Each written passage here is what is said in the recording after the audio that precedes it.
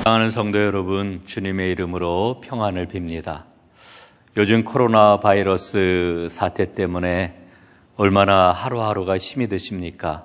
우리 하나님께서 여러분 모두에게 평안함을 주시기를 간절히 바랍니다. 자, 오늘 우리가 공부할 주제는 성화입니다. 9번째 시간이지요. 오늘 이 성화라고 하는 주제를 생각을 하면서 이만재 씨가 있습니다. 유명한 칼럼니스트인데 이분이 쓴 교회 가기 싫은 77가지 이유라고 하는 책이 있는데 여기에 참 수많은 이야기들이 나옵니다. 그런데 그 이야기를 관통하고 있는 내용이 있습니다. 요약을 하면은 교회 가기 싫은 가장 큰 이유는 예수 믿는 사람들의 인격 때문에 그렇다.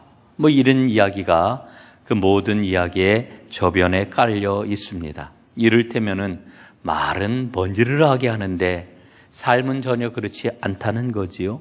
세상 사람들하고 똑같이 욕심을 부리고 똑같이 이기적이고 똑같이 남을 무시하고 똑같이 부정직한 이와 같은 모습을 보면서 교회 가고 싶은 마음이 안 생긴다라고 하는 그런 그 이야기입니다.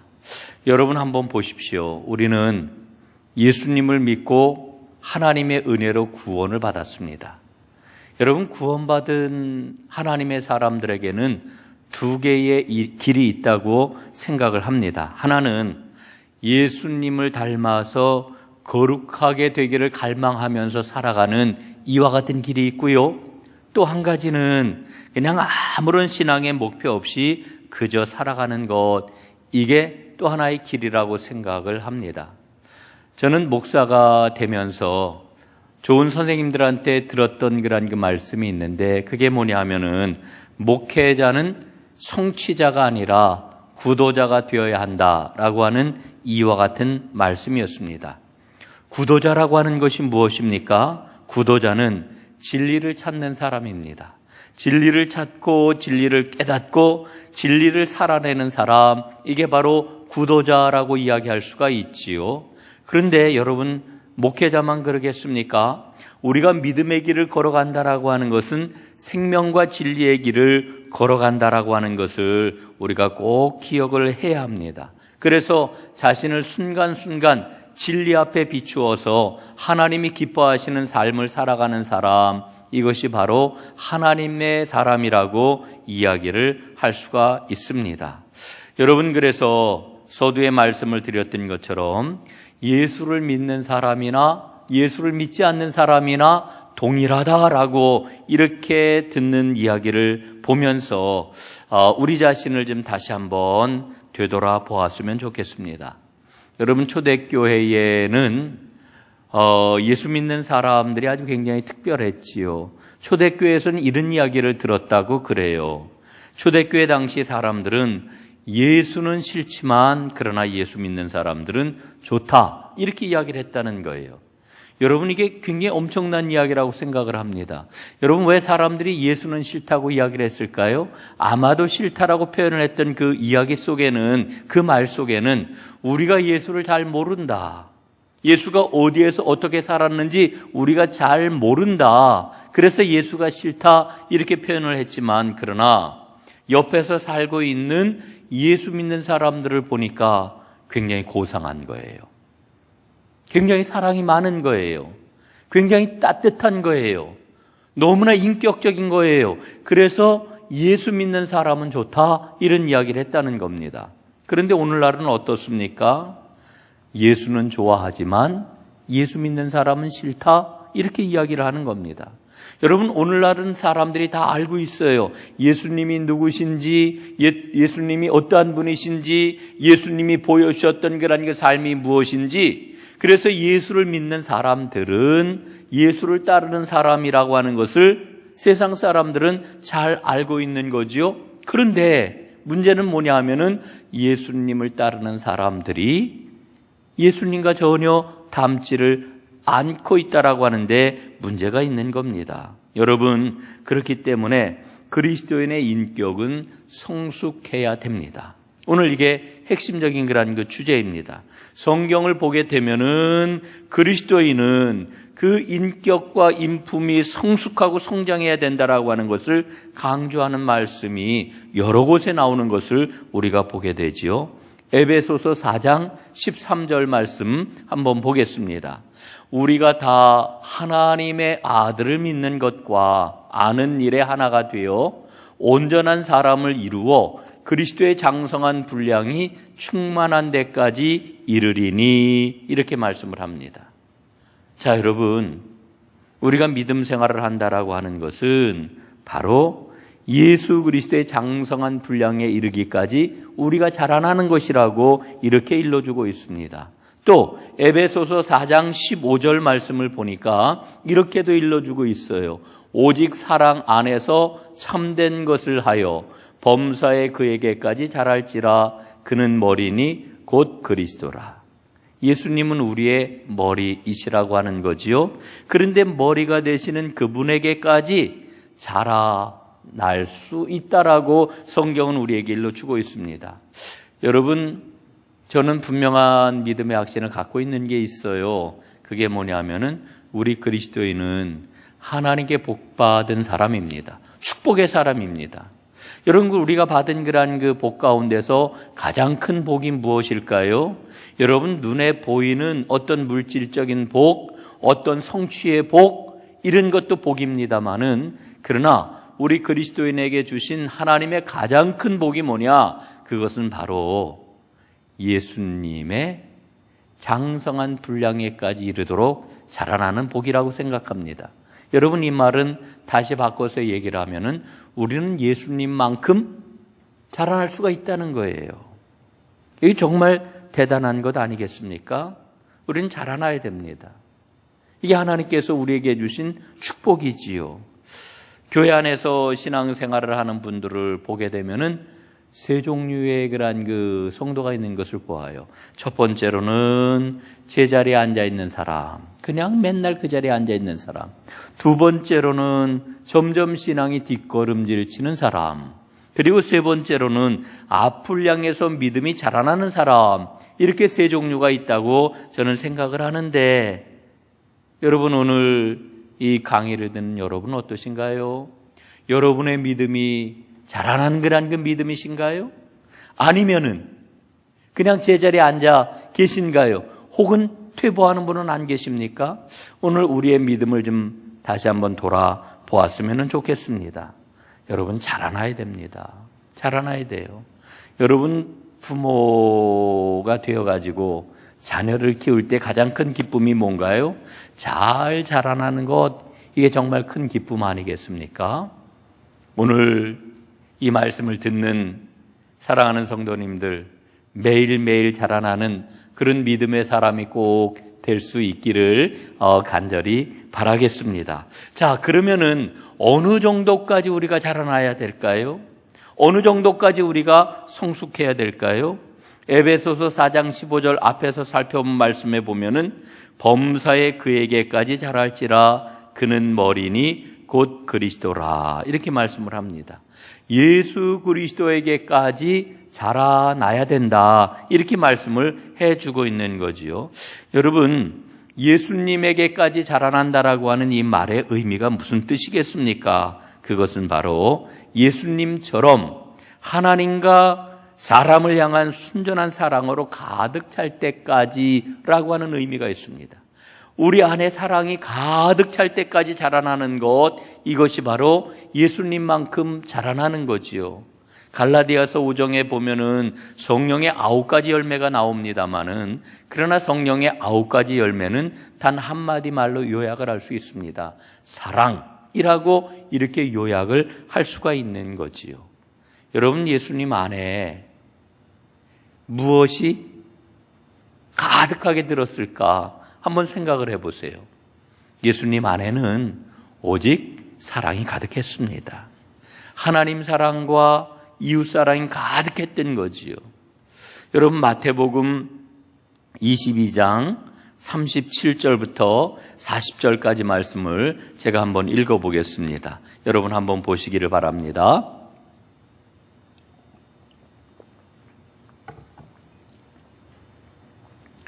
예수께서 이르시되 내 마음을 다하고 목숨을 다하고 뜻을 다하여 주 너의 하나님을 사랑하라 하셨으니 이것이 크고 첫째 되는 계명이요 둘째도 그와 같으니 내 이웃을 내 자신같이 사랑하라 하셨으니 이 두 계명이 온 율법과 선지자의 강령이니라. 자, 예수님은 두 개의 사랑을 정리를 해주고 계셔요. 첫 번째로는 하나님을 사랑해라. 두 번째는 이웃을 내 자신과 같이 사랑하라. 그런데 이 두 개의 사랑은 어떻다는 거예요? 사실은 똑같다는 거예요. 둘째는 이와 같으니 이렇게 말씀을 해주고 있잖아요. 여러분, 사랑이 중요합니다. 하나님을 사랑하십시오.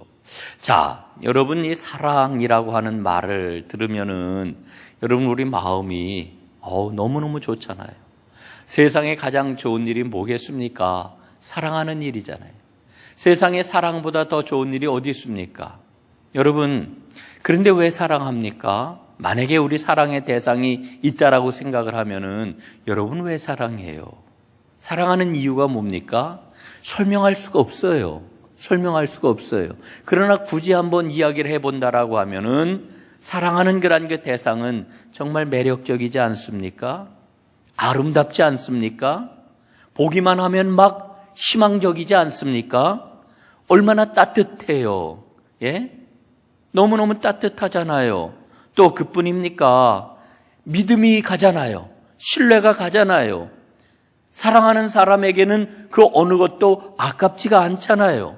또 사랑하는 그런 그 사람에게는 큰 능력이 있는 것처럼 보여요. 예? 그리고 모든 것들을 함께 보장해 나갈 것이라고 하는 이런 생각이 들어요. 저는 그래서 이런 모든 사랑에 대한 말로 형언할 수 없는 이 사랑의 감정과 사랑의 그러한 그 체험들을 놓고서 그런 생각을 한번 해보는 거지요. 우리가 흔히 하나님은 전능하십니다 이렇게 고백하지 않습니까? 정말 하나님은 전능하십니다. 무한한 능력을 갖고 계신 그와 같은 분이십니다. 그런데요, 그 하나님의 전능하심에 대해서 어떻게 설명을 하면 좋을까요? 아마 이렇게 한번 좀 설명을 해보면 좋을 것 같아요. 하나님이 전능하시다라고 하는 것은 나에 대해서 모든 것을 알고 계신다는 거지요. 나의 과거를 잘 알고 계십니다. 또 나의 현재의 모든 처지와 형편과 상황과 내 삶의 모든 문제들, 내 마음까지도 다 잘 알고 계십니다. 그런 하나님이 나의 미래를 잘 알고 계신 거지요. 여러분, 전능하신 하나님이라고 하면은 이 모든 것을 다 아시지 않겠어요? 여러분, 그 하나님을 사랑하시라는 겁니다. 여러분, 그 하나님에 대한 분명한 믿음이 있으면은 우리는 하나님을 사랑할 수밖에 없지요. 하나님은 나의 모든 것입니다. 왜냐하면은 하나님을 사랑하면은 인생의 모든 문제가 풀리기 때문에 그런 거지요. 그래서 나는 하나님 한 분만으로 행복합니다. 하나님은 나의 진정한 기쁨입니다. 하나님은 나의 사랑입니다. 이렇게 고백을 하게 될 때에 우리는 진정한 사랑의 사람이 될 수가 있는 거지요. 여러분, 우리 안에 이와 같은 하나님에 대한 완전한 신뢰, 거기로부터 와지는 그런 그 사랑이 가득해지게 되면은 우리는 이웃을 사랑할 수 있습니다. 여러분, 이웃사랑에 대한 이야기를 하면은 참 오늘 우리가 살고 있는 이 현실 속에서는 굉장히 주저가 되는 그런 그 이야기입니다. 왜냐하면은 우리가 살고 있는 그런 그 시대는 얼마나 이기적인지 몰라요. 그리고 그 이기주의의 그런 그 뿌리에는 뭐가 자리 잡고 있습니까? 돈이 자리 잡고 있잖아요. 이 시대의 모든 논리의 중심에는 돈이 있습니다. 돈이 모든 가치의 중심에 자리를 잡고 있지요. 그래서 어느 누구도 여기에서부터 자유로울 수가 없습니다. 이 돈의 논리를 거부할 수가 없습니다. 그러다 보니까 우리는 가장 소중한 것을 잃어버리고 말았습니다. 사람이 얼마나 소중한지, 사람은 사랑의 대상인데 사랑의 대상이라고 하는 것을 그만 까마득하게 잃어버리고 말았습니다.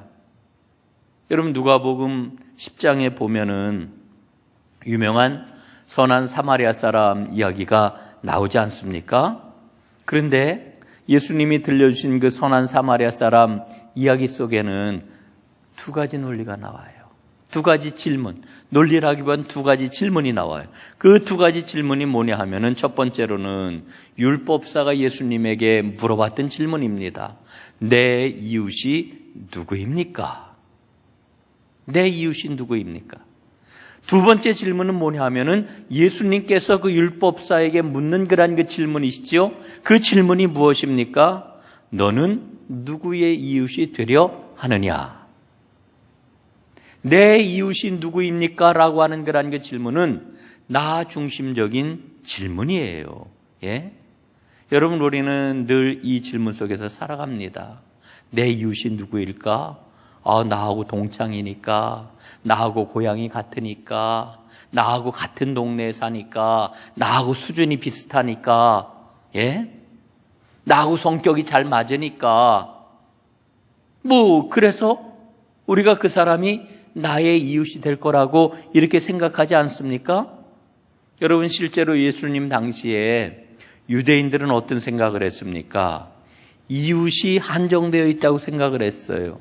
특별히 사마리아 사람들에 대해서는 저 사람은 절대로 우리의 이웃이 될 수 없는 더러운 사람들이라고 하는 규정을 갖고 있었어요. 그래서 예수님께서 내 이웃을 내 자신과 같이 하나님 사랑하는 것 같이 사랑해라 하는 그 말씀을 들었을 때에 이 율법교사가 예수님에게 물은 거지요. 그러면은 내 이웃이 누구이겠습니까? 그런데 예수님이 강도 만난 사람 이야기를 들려주시고 그 사람을 구해내준 사마리아 사람 이야기를 들려주시고 묻는 거지요. 뭐라고 물으십니까? 예? 이렇게 묻는 거지요. 너는 누구의 이웃이 되려고 하느냐? 여러분, 예수님이 우리에게 일러주고 계시는 이웃관은 다른 사람을 중심으로 한 이웃관이에요. 예? 그 사람이 강도를 만났으니까 너의 도움이 필요하지 않겠니? 이웃이 되어 주어라 하는 그 이야기지요. 그 사람 지금 배고프니까 나의 도움이 필요한 이웃이 아니겠느냐? 그 사람 외로우니까 나의 위로가 필요한 이웃이 아니겠느냐? 그 사람 지금 절망하고 있으니까 나의 기도가 필요한 이웃이 아니겠느냐?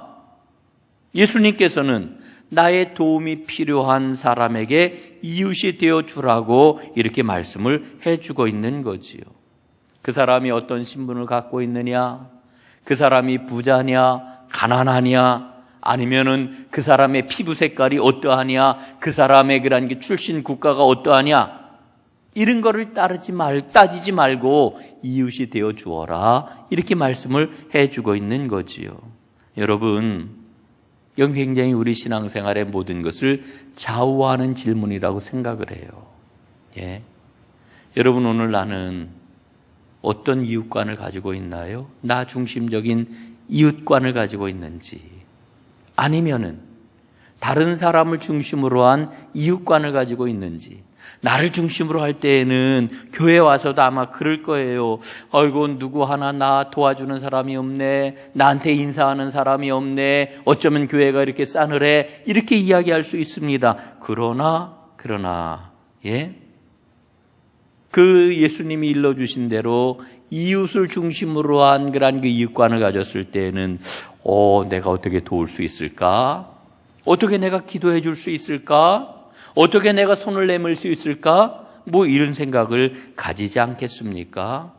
여러분, 오늘 한번 나는 어떻게 이웃사랑을 실천할 수 있는지 예수님의 이 질문에 비추어 가지고 여러분의 삶을 좀 다시 한번 잘 돌아볼 수 있기를 간절히 바랍니다. 자, 그러면 어떻게 하면 우리의 그 신앙이 성장할 수 있을까요? 우리의 인품, 우리의 인격이 예수 그리스도를 닮아갈 수 있을까요? 저는 세 가지가 필요하다고 생각을 합니다. 첫 번째로는 하나님의 말씀을 잘 먹어야 합니다. 아마 오늘 이 강의를 듣고 계시는 분들은 모두 다 하나님의 말씀을 갈망하는 이와 같은 분들이라고 생각을 해요. 그러니까 이 시간을 내서 이 강의를, 동영상을 시청을 하시지요. 여러분, 로마서 10장 17절 말씀에 보니까 이렇게 기록이 되어 있습니다. 그러므로 믿음은 들음에서 나며 들음은 그리스도의 말씀으로 말미암았느니라. 이렇게 말씀을 합니다. 말씀을 들을 때, 말씀을 먹을 때, 우리의 믿음이 자라나는 거예요. 여러분, 우리가 자녀들 키워봐서 알잖아요.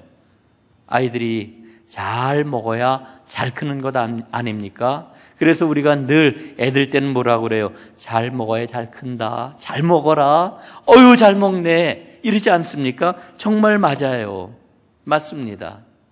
여러분, 우리가 예배 열심히 참석하고 그리고 하나님의 말씀 열심히 읽고 마음에 새길 때 여러분, 우리는 그러면 우리의 믿음이, 우리의 신앙의 인격이 예수님을 점점 닮아가는 진정으로 자라나는 하나님의 사람이 꼭 될 것입니다.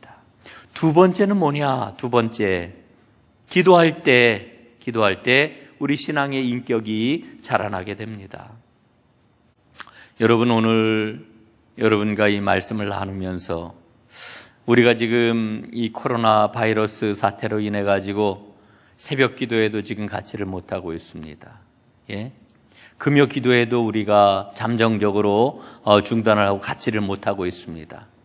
여러분, 대신 우리가 아침마다 금식을 하며 하나님의 도우심과 하나님의 보호하심과 하나님께서 이 문제를 속히 종식시켜 주시기를 간절히 기도하고 있지 않습니까? 또 교회를 위하여서 우리가 수요일 날 저녁 7시 반에 함께 마음을 모아 기도하기로 하고 지금 이렇게 날을 보내고 있지 않습니까? 여러분, 기도하는 게 참 중요합니다. 우리 성도의 신앙생활에 있어서 힘이 있고 힘이 없는 것은 이 기도에 의해서 좌우가 됩니다. 영적 성장의 진보가 없는 대부분의 이유는 바로 기도 부족 때문입니다. 사랑하는 여러분, 하나님 앞에 간절하게 또 뜨겁게 진실하게 기도하심으로 여러분의 믿음이 또한 여러분의 신앙의 인격이 자라나는 큰 은혜가 있기를 간절히 바랍니다. 이제 마지막으로 세 번째는 섬길 때에 신앙의 인격이 자라나게 됩니다. 섬기는 것. 요즘 보면은 이 성인병이 참 많잖아요. 성인병의 원인이 무엇입니까? 쉽게 얘기를 하면은 영양 과다잖아요. 많이 먹는데 이 몸에서 이거를 제대로 쓰지를 않는 거예요. 그럴 때 이 성인병이 생기는 것 아니겠습니까? 운동 부족이지요. 영적인 건강도 마찬가지입니다. 은혜가 충만합니다. 은혜를 많이 받았습니다. 막 이러는데 그 받은 은혜만 그냥 간직을 하고 사용하지 않으면은 영적 성인병에 걸리는 거예요. 그럼 사용하는 게 뭐냐? 여러분, 사용하는 게 뭐겠습니까? 그것은 바로 섬기는 거지요. 섬기는 것. 여러분, 우리가 5월 달에 성지순례를 예정해 놓았다가 올해 여러 가지 사건들이 생겨가지고 지금 그걸 연기하지 않았습니까? 우리가 성지순례를 가게 되면은 보게 될 곳이 두 군데 꼭 있잖아요. 하나는 갈릴리 호수이고 또 하나는 사해바다 아닙니까? 여러분, 이 갈릴리와 이 사해는 우리에게 영적으로 아주 굉장히 큰 상징이 되어요. 여러분, 이 갈릴리 호수는 굉장히 아름답기도 하거니와 거기에 아주 어적자원이, 수산자원이 풍성하다고 그러잖아요. 수천 종의 물고기가 살고 또 그 호수를 통해 가지고 생명을 얼마나 많은 사람들이 얻는지 몰라요. 그 이유가 어디에 있느냐? 이 갈릴리 호수는요, 위에서 물이 끊임없이 유입이 됩니다. 그리고 그냥 그 물이 호수에만 고여 있는 게 아니라 호수 뒤로 밑으로 또 계속해서 흘려보냅니다. 물을 받고 물을 흘려보내는 거예요. 그래서 이 갈릴리는 굉장히 풍성한 그러한 어족 자원을 갖고 많은 사람들을 살려준다라고 하는 겁니다. 그런데 거기에 비해 가지고 사해는 어떠냐? 물을 받기는 하는데 흘려보내는 것이 없어요. 그래서 결국 그 사해는 어떤 생명도 살 수 없는 빈 바다, 쓸쓸한 바다가 되고 말았습니다. 말도 그래서 죽을 사자 사해 아닙니까? 죽음의 바다. 여러분, 섬기는 것이 우리를 강건하게 합니다. 우리 지역에 장안사회복지관이 있는데 제가 장안사회복지관에 종종 갑니다. 갈 때마다 로비에 그 부조물이 하나 이렇게 크게 부착이 되어 있어요. 그래 여러 사람들의 손이 거기에 이렇게 부조가 되어가지고 붙여 있는데 그 손이 뭐냐 하면은 장안사회복지관에서 자원봉사를 하신 분들, 1만 시간 봉사를 하신 분들의 손이 거기에 이렇게 탁 이제 부조가 되어서 붙어 있는 겁니다. 그 손 중에 하나가 돌아가신 우리 손성일 장로님 손입니다. 손 장로님 거기에 그 1만 시간 봉사를 해가지고 손이 딱 부조가 되어 있는데 그걸 볼 때마다 제가 뭉클해요. 손 장로님 그런 이야기를 하셔요. 전에는 제가 먹고 살기가 바쁘고 힘들어가지고 그저 나 자신만 생각하고 내 가족만 생각하고 내 아이들만 생각을 했는데 그런데 이렇게 섬기고 이렇게 땀 흘리고 이렇게 봉사를 하면서 삶이 이와 같은 것이로구나, 보람 있는 것이로구나, 의미가 있는 것이로구나 이걸 깨달았다라고 하는 거지요. 사랑하는 여러분, 여러분의 믿음의 성장을 위해서 애쓰십시오. 우리 감리교회의 믿음의 그런 그 특징이 뭐냐? 구원받은 자들아 이렇게 살자. 성화를 향하여 나아가는 삶, 이것이 바로 감리교회의 성도들의 특징인 것입니다. 오늘 성령의 도우심을 구하면서 여러분 믿음이 자라나기를 소원하고 그리고 애쓰고 노력하십시오. 그럴 때에 우리의 믿음은 점점 자라나 마침내 주님의 장성한 분량을 향하여 나아가는 주님께 칭찬받는 이와 같은 믿음이 될 것입니다. 여러분의 믿음이 잘 자라나기를 간절히 바랍니다. 고맙습니다.